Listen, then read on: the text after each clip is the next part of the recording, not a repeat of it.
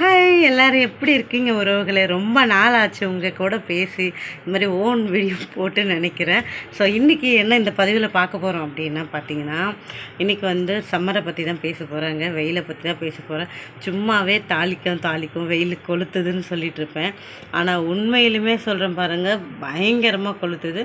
கொஞ்சம் நெஞ்சம் கிடையாது, ரொம்ப ரொம்ப ரொம்ப பயங்கரமாக கொளுத்துதுங்க. கொஞ்சம் நெஞ்சம் கிடையாது, சொல்ல வார்த்தை இல்லை. அவ்வளோ வந்து வெயிலாக இருக்குது. இப்போது எதை பற்றி பேசணுன்னா வந்து, இப்போது எப்படி பார்த்தாலும் ஒரு 2-3 மந்த் வந்து வெயிலை பற்றி மட்டும்தான் பேசுகிற மாதிரி இருக்கும். குறிப்பாக கிச்சனில் சமைக்கிறப்போ பார்த்திங்கன்னா முடியல, சீரியஸாக பட்னியாகவே படுத்துக்கலான்னு கூட இருக்குது. ஆனால் நம்ம மட்டும் தான் படுத்துக்கணும், நம்ம வீட்டில் இருக்கவங்க ஒத்துக்க மாட்டாங்க. ஸோ அதனால் அவங்களுக்காக சமைக்க வேண்டியதாக இருக்குது. அது ஒரு டிபார்ட்மெண்ட், அது வேறு டிபார்ட்மெண்ட்டு. இருங்க, முதல்ல நான் கையில் கரெக்டாக பேலன்ஸ் பண்ணிக்கிறேன் மொபைல். நான் ஹேங்கிங் வைக்கல, எங்கள் வீட்டில் இருக்க குட்டீஸ்லாம் உடச்சாங்க, பட் வேறு வாங்கிட்டோம். ஸோ பட் ஆனால் அதில் வைக்க எனக்கு கம்ஃபர்டபுளாக இல்லை. அதனால் நான் இப்படியே இதில் பேசிக்கலான்னு ஒரு முடிவுக்கு வந்துட்டேன். இப்போ அதான் வந்து விஷயத்துக்கு வந்துடுவோம். என்ன அப்படின்னா, கிச்சனில் சமைக்கிறத முடிஞ்ச வரைக்கும் நீங்கள் வந்து எல்லாத்தையும் ரெடி பண்ணி வச்சுக்கோங்க. ஒரு சின்ன சின்ன டிப்ஸ் தான் கொடுக்குறேன். உங்களுக்கு அது சூட்டபுளாக இருந்தால் நீங்கள் அதை எடுத்துக்கோங்க. அதே மாதிரி வந்து ஒருவேளை எனக்கு தெரியாத டிப்ஸ் உங்களுக்கு தெரிஞ்சாலும் மறக்காமல் எனக்கு இந்த வீடியோ ஃபுல்லாக பார்த்தீங்கன்னா எனக்கு கமெண்ட் செக்ஷனில் சொல்லிட்டு போங்க. நானும் தெரிஞ்சுக்கிறேன், இந்த வீடியோவை பார்க்குறவங்களும் தெரிஞ்சுக்குவாங்க. ஸோ சமையல் பண்ண முன்னாடி பார்த்திங்கன்னா எல்லாத்தையும் ரெடி பண்ணி வச்சுக்கோங்க. எல்லாத்தையும் கட் பண்ணிவிட்டு டக்குன்னு முடிச்சுட்டு வந்துடுங்க. அதே மாதிரி முடிஞ்ச வரைக்கும் நீங்கள் சமைக்கிறத கொஞ்சம் சீக்கிரமாக சமைக்க ஆரம்பிச்சிருங்க. ஏன்னா வெயில் வர ஆரம்பிச்சிச்சுன்னா ரொம்ப கஷ்டமாக இருக்கும். அதே மாதிரி ரொம்ப கவனமாக தாளிக்கிறப்பெல்லாம் வந்து தண்ணியோடு எதையும் எண்ணெயில் போட முயற்சி பண்ணாதீங்கன்னா, அடிக்கிற வெயிலில் கொப்பளம் சீக்கிரம் வந்துடும். குளிர்காலத்தில் நீங்கள் ஏதாவது உங்கள் மேலே ஒரு சூடு பட்டுச்சுன்னா அது லேட்டாக தான் கொப்பளம் வரும். ஆனால் இந்த வெயில் டைமில் பார்த்திங்கன்னா லைட்டாக பட்டால் கூட கொஞ்சம் ஹெவியாக பேர்ன் ஆக ஆரம்பிச்சிடும். ஸோ அதனால் கொஞ்சம் ரொம்ப கேர்ஃபுல்லாக நீங்கள் அதை பார்த்துக்கோங்க ஒன்று. அப்புறம் பார்த்திங்கன்னா தண்ணி, மெயினாக நல்லா தண்ணி குடிங்க. எல்லாருக்குமே நான் சொல்கிறது இது, எவ்வளோ முடியுமோ அவ்வளோ தண்ணி குடிக்க பழகுங்க. காலையில் கொஞ்சம் நைட்டு வச்ச சாதம் இருந்துச்சுன்னா தண்ணி போட்டு அந்த தண்ணியை காலையில் குடிக்க ட்ரை பண்ணுங்கள். மோர் குடிங்க. நான் பேசி முடிக்கிறதுக்குள்ளே எனக்கு சாரையாக ஸ்வெட் ஆகிட்டே இருக்குது. எனக்கு ஆக்சுவலாக எப்பயுமே வந்து ஸ்வெட் ஆகும், அது வேறு டிபார்ட்மெண்ட்டு. இப்போ சொல்லவே வேணாம், டபுள் டமாக்கான்ற மாதிரி என்னது சிக்கினவன் செத்தாண்டான்ற மாதிரி நான் தான் சாகணும் இந்த வெயில முடியல. அப்புறம் இன்னொன்று ஒரு விஷயம் என்ன அப்படின்னு பார்த்தீங்கன்னா, நீங்கள் வெளியில் போகிறீங்கன்னா மறக்காமல் நான் நிறைய வீடியோவில் இதை சொல்லியிருப்பேன், குடை எடுத்துகிட்டு போங்க. முடிஞ்ச வரைக்கும் 10 மணிக்கு மேலே இருந்து 4 மணிக்கு வரைக்கும் வெளியில் போகிறத அவாய்ட் பண்ணிக்கோங்க. ஆனால் உண்மை என்னென்னா, வெயிலே வேலை பார்க்குறவங்களோட நிலைமை என்னென்னு எனக்கு சத்தியமாக சொல்கிறதுக்கு வார்த்தை இல்லை. ஏன்னா அவங்களாம் பார்க்குறப்ப எனக்கு ரொம்ப கஷ்டமாக இருக்குது. ஏன்னா வேலைக்கு போய் தான் ஆகணும் அவங்க சூழ்நிலை. இருந்தாலும் கொஞ்சம் நல்லா தண்ணி குடித்து, இளநீர்லாம் குடித்து, ஜூஸ்லாம் குடிச்சிக்கணும். ஜூஸ் மீன்ஸ் வீட்டில் பண்ணுற லெமன் ஜூஸ் அந்த மாதிரி இருந்தால் நல்லது. பட் அவங்க வேலைக்கு போகிற இடத்துல எப்படி கிடைக்கும்னு சொல்ல முடியாது நம்மளால் கரெக்டாக. எனிவே அவங்களும் கொஞ்சம் ஹெல்த்தை நல்லா பார்த்துக்கணும். நம்ம நல்லா இருந்தால் தான் நம்ம குடும்பத்தை பார்த்துக்க முடியுன்ற ஒரு கேர் அவங்க மேலே அவங்க கொண்டுட்டு வரணும். அதுக்கப்புறம் இன்னொரு மெயினான விஷயம் வந்து இப்போ இந்த பதிவை நான் உடனே பேசி போடுறதுக்கான காரணம் இதுதான். என்னென்னா, நான் நியூஸ் பார்த்தேன். எப்படின்னா, வெயிலில் வந்து ஒரு 11 மணி போல் வந்து ரோடு கிராஸ் பண்ண போனவங்க பார்த்திங்கன்னா சடனாக மயக்கம் போட்டு கீழே விழுந்துட்டாங்க. நிறைய பேர், இப்போ நான் கூட என்ன நினைப்பேன்னா, அவங்க வந்து ட்ரிங்க் குடிச்சிட்டு இருந்திருப்பாங்க, அதனால தான் ரோட்டில் ஏன்னா மோஸ்ட் ஆஃப் வந்து நிறைய பேர் இடத்துல பார்த்திங்கன்னா குடிச்சிட்டு ரோட்டில் விழுந்து கிடக்குறாங்களா. ஆனால் உண்மை பார்த்திங்கன்னா, இப்போ வெயில் காலத்தில் நிறைய அந்த வீடியோவில் போட்டிருந்தாங்க. எப்படின்னா, நிறைய பேர் பார்த்துட்டு கிராஸ் பண்ணிட்டு போகிறாங்க, தவிர யாருமே அவங்க நின்று சப்போர்ட் பண்ணவே கிடையாது. அவங்கள தண்ணி தெளித்து தூக்கவோ இல்லை தண்ணி கொடுக்கவோ அவங்க செய்யவே இல்லை. அந்த இடத்துல நானே செஞ்சுருப்பேனான்னு கேட்டால் நான் வந்து இந்த இடத்துல உண்மையை தான் பேசணும். நான் கேமரா முன்னாடி நான் யூடியூப்பில் சொல்கிறதுக்காகலாம் கண்டதையும் சொல்ல விட முடியாது. உண்மையில் நானாக இருந்தாலும் யோசிச்சு தான் இருப்பேன். ஏன்னா வந்து ஒரு ஆண் வந்து குடிச்சிட்டு கீழே இருந்தால் டக்குன்னு போய் தூக்க முடியாது இல்லையா, அந்த சூழ்நிலை தான். ஆனால் ஒரு ஆணுக்கு சப்போர்ட் பண்ணலாம் இல்லைங்களா, பெண்ணால் தான் தூக்க முடியாது, ஆண் செய்யலாம்ல. ஆனால் அவங்களே செய்ய மாட்டேங்கிறாங்க, தள்ளிட்டு அப்படியே போயிட்டாங்க. அதுக்கப்புறமா போலீஸ்லாம் வந்ததுக்கப்புறம் தான் அவங்க கிட்டே போனாங்க. பயந்துருக்கலாம், எப்படி வேணா இருக்கலாம். பட் இருந்தாலும் ஒரு எப்படி சொல்கிறேன்னா, ஒரு கேர்ள்ஸால் எல்லா விஷயத்தையும் டக்குன்னு போய் செய்ய முடியலனாலும் ஒரு ஆண் செய்யலாம், பெண் செய்யாத இடத்துல ஆண் செய்யலாம். அது என்னன்னு தெரியல, அவங்க செய்யலை. இருந்தாலும் நான் சொல்ல வரேன் என்னென்னா, முடிஞ்ச வரைக்கும் கொஞ்சம் தண்ணி கொடுக்கலாம். தண்ணி கொடுக்கறதுல தப்பு இல்லை இல்லைங்களா. அதனால் முயற்சி பண்ணுங்கள், நீங்கள் வந்து சப்போர்ட் பண்ணுங்கள் அப்படின்னு தான் நான் சொல்கிறேன்.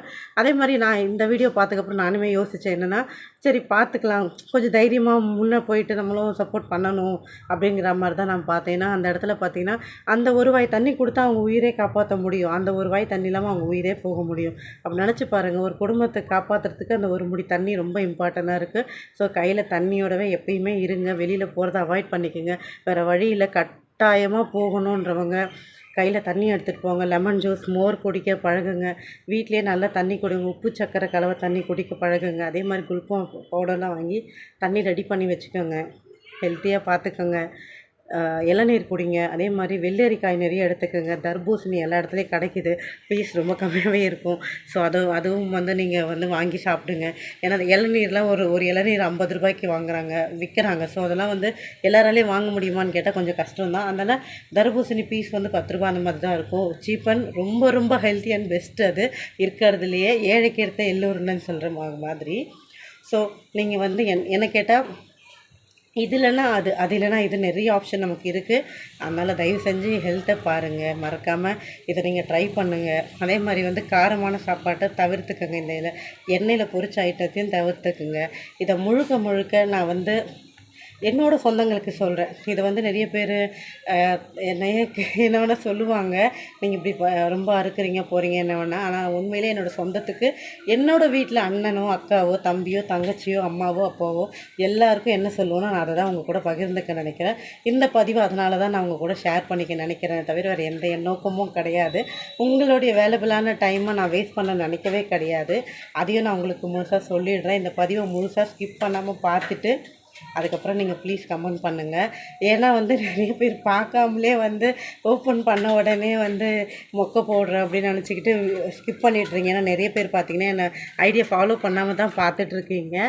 அதனால் முடிஞ்ச வரைக்கும் ஃபாலோ பண்ணிக்கோங்க.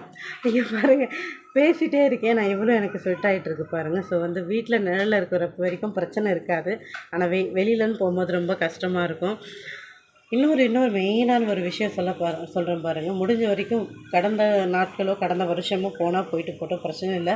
ஆனால் இந்த நாளில் இருந்து இந்த ஒரு வீக்கில் இருந்து இந்த மந்தில் இருந்தோ இந்த இயரில் இருந்தோ நீங்கள் ப்ளீஸ் தயவு செஞ்சு சொல்கிறேன், உங்கள் இடத்துல கொஞ்சோண்டு இடத்த சேர்த்து ஒரு மரம் வளர்க்க பழகுங்க. ஏதோ ஒரு மரத்தை வளங்க. கொஞ்சம் கண்டிஷனாக சொல்கிறேன் பாருங்கள். உங்களுக்கு நிழல் கொடுத்து உங்களை அமர்ந்து உட்கார வைக்கிறதுக்கான ஒரு இடமா இருக்கும். நிஜமாக எந்த இடத்துலையுமே மரம் இல்லைங்க. மரம் தான் இப்போ சொர்க்கவாசல் மாதிரி இருக்குது.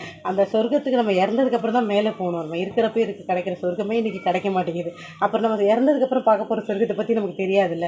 அதனால் உண்மையிலே சொல்கிறேங்க, நம்மளோட பச்சை பசுமையாக வாழ்கிறக்கூடிய அந்த இடம் தாங்க நமக்கு உண்மையிலே சொர்க்கமாக இருக்க முடியும். அதனால் முடிஞ்ச வரைக்கும் வந்து சொந்த வீட்டுக்காரங்கெல்லாம் வந்து தயவு செஞ்சு கொஞ்சம் இறக்கம் காட்டி மரம் வைங்க. ஏன்னா உங்களை தாண்டி வாடகை இருக்கிற எங்களை மாதிரி ஆளுங்களும் வந்து அந்த மரத்தில் இருக்க முடியும். ஏன்னா நாங்கள் வாடகை தான் இருக்கோம். நான் இருக்கிறேன், ஸ்பெஷலி என்ன தான் சொல்கிறேன். நம்ம எங்கேயோ ஒரு மரம் வைக்கிறேன்னா நாங்கள் இருக்கவே முடியாது. என்னால் சூழ்நிலை சடனாக அங்கேருந்து நான் காலி பண்ணிட்டு போகிற மாதிரி இருக்கும். ஆனால் அதுக்காக நான் என்ன சொல்ல வரேன்னா, நான் வாடகை இருக்கேன் வைக்கக்கூடாது அப்படி சொல்ல வரல. இன்னொன்று நான் இருக்க இடத்துல வந்து எனக்கு ஸ்பேஸ் கிடையாது, நான் வைக்க முடியாது இல்லையா, அந்த மாதிரி தான் நான் சொல்ல வரேன். அதனால் முடிஞ்ச வரைக்கும் நீங்கள் வந்து ரெண்ட்டுக்கு யோசிக்கிறீங்க, எனக்கு புரியும். இருந்தாலும் அதையும் தாண்டி கொஞ்சம் சின்ன இடத்த ஒதுக்கி மரத்தை வைக்கணும்னு நான் ரொம்ப ரிக்வெஸ்ட்டாக பண்ணிக்கிறேன். அதே மாதிரி உங்களால் முடிஞ்சால் தண்ணி எல்லாருக்கும் கொடுக்க பழகுங்க. ரோட்டில் இருக்கிற வந்து ஜீவனுங்க, வாயிலா ஜீவனுங்க எல்லாத்துக்குமே தண்ணி கொடுங்க. தண்ணி வைங்க வாசலில். தயவு செஞ்சு அதுங்களுக்கு வந்து கொடுக்கக்கூடாதுன்னு நினைக்காதீங்க. வாயிலா ஜீவனுங்க கேட்க முடியாது, நம்மளாக தான் செய்யணும். கடவுள் மேலேருந்து நம்மளை பார்த்துட்ருக்காரு, நம்ம யாருக்கு என்ன பண்ணுறோம் பண்ணலன்னுட்டு. இன்றைக்கி இல்லைனாலும் கர்மான்னு ஒன்று சொல்லுவாங்க. இன்றைக்கி இல்லைனாலும் என்றைக்காக இருந்தாலும் நம்மளுடைய கர்மா நமக்கே வந்து ரிட்டனாக மாறும். அது வந்து நல்லதாக செய்யும் போது அது நல்லதே நம்மளால் வந்து அதை எப்படி சொல்கிறது, நல்லது செய்யுங்க, நல்லதே வந்து நமக்கு சேரும். இன்றைக்கி நம்ம நல்லது செஞ்சுட்டு ஒரு வேளை நிறைய பேர் சொல்லுவாங்க, நீங்கள் தப்பு சொல்கிறீங்க, என்னென்னா நல்லது செய்கிறவங்களுக்குலாம் நல்லதே நடக்கிறது இல்லைங்க அப்படின்னு சொல்லுவாங்க. நான் அந்த மாதிரி கிடையாது.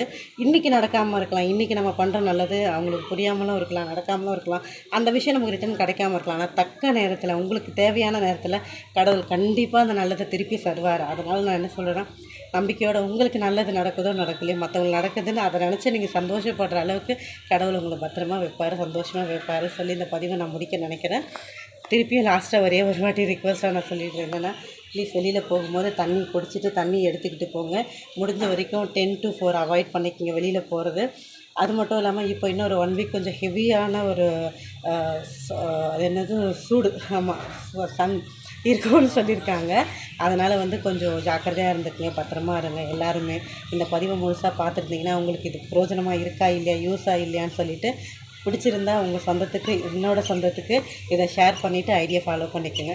பிடிக்கலைன்னா நான் சொன்ன கருத்தில் ஏதாவது தவறு இருந்தால் மறக்காமல் அதையே எனக்கு கமெண்ட்டில் சொல்லுங்கள். அடுத்த பதிவோட சந்தோஷத்தோடு உங்கள் கூட நான் மீட் பண்ணுறேன். And take care and bye and love you. Tata வரட்டா.